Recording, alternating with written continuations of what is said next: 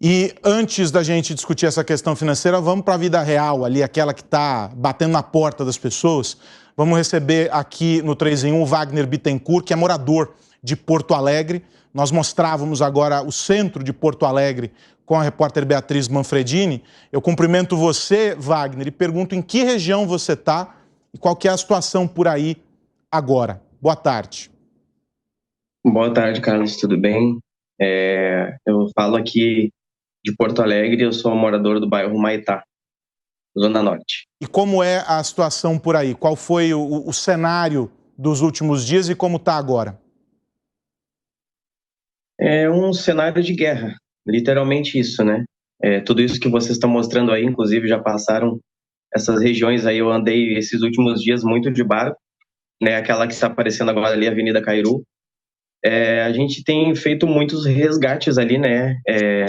A minha casa, ela começou a ser inundada no sábado à noite, a gente acompanhou a chegada da água, né? Tudo bem levezinho, tudo muito calmo, e de repente, dentro de 1 hora, já estava tudo cheio d'água, né? Já estava pela canela, pelo joelho, as águas. E assim, a questão é desesperadora, né? Essa é a palavra. E como é que foi o processo para vocês? Vocês conseguiram sair de casa assim que identificaram em 1 hora e meia que a água subiu nessa velocidade impressionante? Vocês permaneceram? Como foram esses primeiros momentos aí da enchente? Então, a gente acreditava, a gente não saiu, né? Porque a gente não imaginava que tomaria essas proporções, entendeu? A gente ficou esperando, achando que subiria um pouco, que chegaria no máximo ali na parte de baixo, ali 1 metro, alguma coisa assim, mas nada tão gigantesco quanto foi, entendeu? Então a gente ficou aguardando. Aí eu fui fazendo, a gente começou a fazer alguns salvamentos de cães e ajudando alguns vizinhos já pelas 2 horas da manhã de sexta para sábado. E eu fui monitorando, daí eu fui assim ajudando, me envolvendo ali com a vizinhança e tudo mais, até umas 5 horas da manhã. Aí eu descansei um pouco, né, porque eu já estava bem cansado. Às 6 horas eu levantei, dei uma cochilada, levantei a gente se apavorou porque estava lá em cima já as águas. Eu tinha subido aproximadamente uns 2 metros. E aí, bom, aí vocês já não tinham mais como voltar para dentro de casa, eu suponho. E aí vocês... Porque nessa altura a gente já estava com um vizinho dentro de casa, com o meu filho, com a minha esposa, com os nossos animais e mais os pets do vizinho, né? Então a gente começou a pedir ajuda. Pedir ajuda via internet, pedir ajuda, botamos, como eles falaram, um pano vermelho no telhado, a gente subiu no telhado, abanava para helicóptero. Quando era 2 horas da tarde, eu vi que que não estava aparecendo ninguém, até porque o povo ainda estava naquela euforia, naquele desespero, correria, né? Aí eu comecei a pensar bom, vamos ter que sair daqui de alguma forma. Eu peguei uma prancha de isopor do meu filho, peguei um isopor de bebidas, ali a gente transportou os animais, né? O meu filho foi com a prancha também até um ginásio mais próximo e depois eu fui voltando para buscar o nosso vizinho, mais a minha esposa e outros vizinhos que pelo caminho a gente ia encontrando com alguns animais também. Aí a gente foi para o ginásio. Depois do ginásio a gente teve que ir para outro local e depois para outro local porque a água ia tomando conta onde a gente chegava. E a água já baixou? Você conseguiu voltar para casa para identificar o tamanho do dano ou ainda continua muito alto o nível da água lá na tua casa? Não, continua muito alto. Ontem a gente ficou até umas 6h30 fazendo resgates lá no bairro Humaitá, na Zona Norte. E eu passei, né, na quadra da minha casa e continua bem alto. Baixou uns 10 centímetros no máximo. Mas tem pontos ali que tá mais ou menos assim uns 3 metros de altura. Meu Deus. Que a gente mediu assim pelo tamanho das casas, né, que a gente já conhece.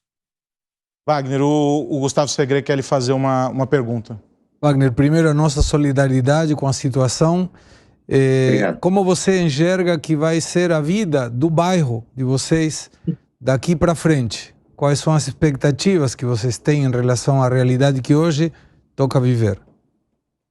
Como a gente tem conversado, né, entre os o pessoal lá, os amigos que a gente vem fazendo nos resgates, né? Que não são 30 bairros, né? Não são 50 bairros, são mais de 350 cidades. Para a gente mais ou menos ter uma ideia de proporção disso tudo, né? Então, só ali na nossa volta é uma quantidade gigantesca de gente, de empresa, de família, entendeu? Tanto que a gente está 6 dias nessa de retirar gente lá de dentro, retirar animais, entendeu? Então, é bem complicado. E outra coisa que a gente tem comentado muito, assim, eu sei que vocês recebem dados do governo, né? Não são 110 mortos, né? São muito mais. Aqui, Porto Alegre e Canoas já passam de 400 mortos.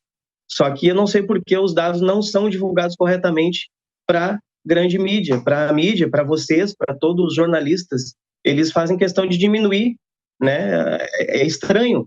É muito mais desaparecido, é muito mais mortos do que vocês possam imaginar. A gente tem os relatos, inclusive, que chegam, Wagner, as nossas equipes aí. A gente dá conta, e essa é uma explicação importante, é importante você trazer esse ponto, porque a sua percepção que está aí, que está vivendo, que está registrando a ausência de pessoas que você conhece e que sabe estão desaparecidas, mas a gente dá conta desses números oficiais porque eles são aqueles cujos registros estão oficializados pelo governo, ou seja, é uma pessoa que morreu e cuja identidade foi registrada. Aquelas que ainda não foram, e nós questionamos insistentemente, Wagner, os bombeiros, as autoridades, por isso, e a alegação que a gente ouve é a seguinte: a prioridade agora são as vidas. Então, eventualmente, se eles até esbarram com a identificação de que há um registro de alguém que faleceu em alguma localidade, eles estão passando adiante para tentar salvar aquela próxima pessoa cuja vida ainda está preservada. E esses números, evidentemente, a gente sabe, e é muito triste dizer isso, eles vão subir, mas é porque eles ainda não conseguiram dar conta de oficializar isso. E a gente compartilha, eu pessoalmente compartilho dessa sua dor, por saber que há pessoas que você conhece, que são queridos e que estão aí desaparecidos, e esses números vão subir, mas nós temos por obrigação que seguir esses dados oficiais, que são aqueles que foram registrados. É só essa... Muito importante você trazer esse ponto, até para a gente esclarecer isso para a nossa audiência. O Fábio Piperno, Wagner, quer fazer uma pergunta a você. Claro. Wagner, boa tarde, e de fato é muito importante o teu depoimento, porque uma coisa é o mundo das pessoas que, como você, tentam salvar vidas, estão aí, enfim, trabalhando, socorrendo o tempo todo. A outra realidade, Wagner, é um mundo desconhecido do que está por debaixo d'água, porque a gente não sabe realmente o que tem lá em relação a corpos, a bens materiais, carros, casas danificadas e tal. E você, obviamente, em contato aí com bastante gente, pessoas que você mesmo disse ter conhecido agora nessas ações de resgate. Você já ouviu relatos, por exemplo, de pessoas, de alguém, de amigos, parentes ou pessoas que você acabou de conhecer, projetando ir embora do Rio Grande do Sul, embora dessas regiões que estão sendo abaladas por sucessivas chuvas após aí a água baixar? Muitos, não é nenhum nem dois, são muitos relatos, inclusive a gente mesmo, né, nossa família, né?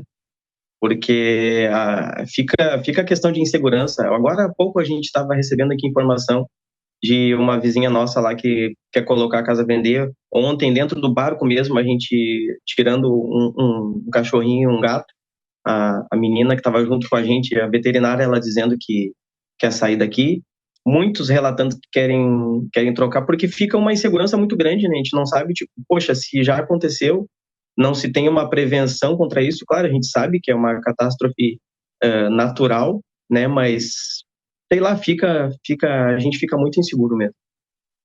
Wagner, eu quero agradecer você pelo teu tempo aqui, quero te cumprimentar pelo espírito de solidariedade, você mesmo também sendo uma das vítimas, colaborando e auxiliando nos resgates, desejar a você toda a força para que você consiga restabelecer a sua vida, cuidar da sua família, que vocês tenham saúde para poder fazer isso, porque no fim do dia é a saúde mesmo que vai importar e a força para reconstruir tudo. Então, a nossa solidariedade, um grande abraço a você.